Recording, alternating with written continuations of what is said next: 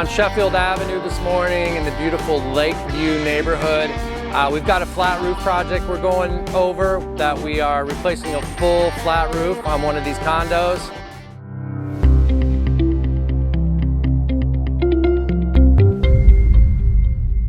Good morning, Chicago. I'm Jim from Anchor Point Roofing. We initially came out, we did a proposal, looked it over, and they just wanted a repair. When we came out to actually do the repair, our guys cut a few holes, test holes to see, and discovered that there was water under a big majority of the membrane. We shut down the repairs, we moved that to a full roof replacement. We pulled off, and now here we are about a month later doing a roof replacement. So right up here, this one, we'll take you up, we'll show you what's going on and describe the logistics and what's happening on the roof today.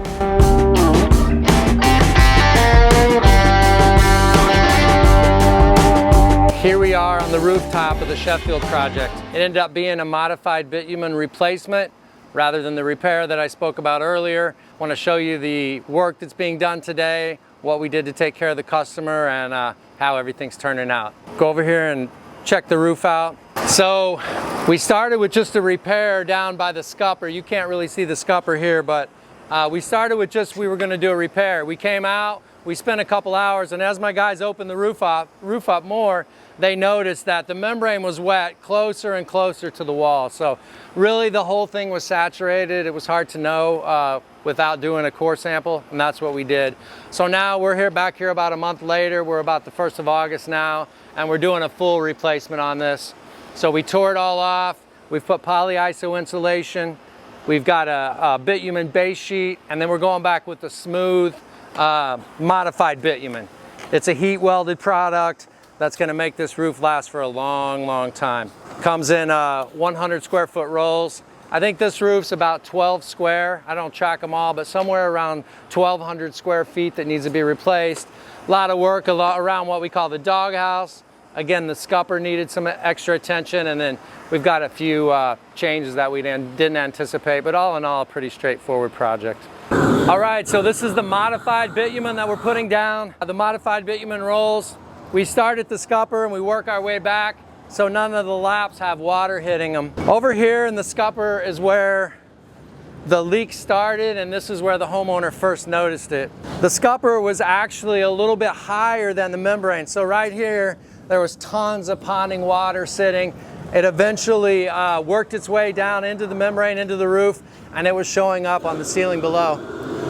One thing we did with the scupper was we actually took it out and we lowered it. We cut a little bit of the brick away and lowered it by about 2 inches. So that allowed us to slope everything to it.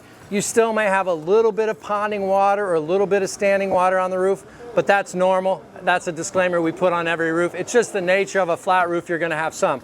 So we lowered the scupper about 2 inches. That gave us good water flow.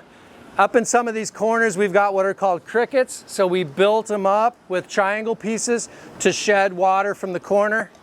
We think a lot of the water was getting in along that edge and drenching the whole thing. So now we've turned it up on what we call the doghouse, turned the membrane up, and it's got a double layer here that will be heat welded to this. Then once the siding is finished and comes down, it'll look perfect, it'll look brand new, and this roof will be here for another 20 years. All right, so what is this that we're installing here? What is this called? Okay, this is the fill. That's what we call the fill membrane. Okay. All this. So that part over there, Jim. Right, along here? That's what we call the wall flashing. So what we call the fill always gotta go up at least 3 inches. Okay. From here to here. So it comes from here and turns up? At least 3 inches. Okay, so right gotcha. now we got 8 inches, so more than enough. Gotcha, okay. So after this part, we're gonna install this. This is what we call the wall flashing. Gotcha, okay. So let's say, for example, any water go behind this, it's gonna be protected with this. Gotcha, okay. So water never is gonna go this high, so. Right, we hope not. No, that's Okay. why we got all this. Okay, gotcha, So. gotcha.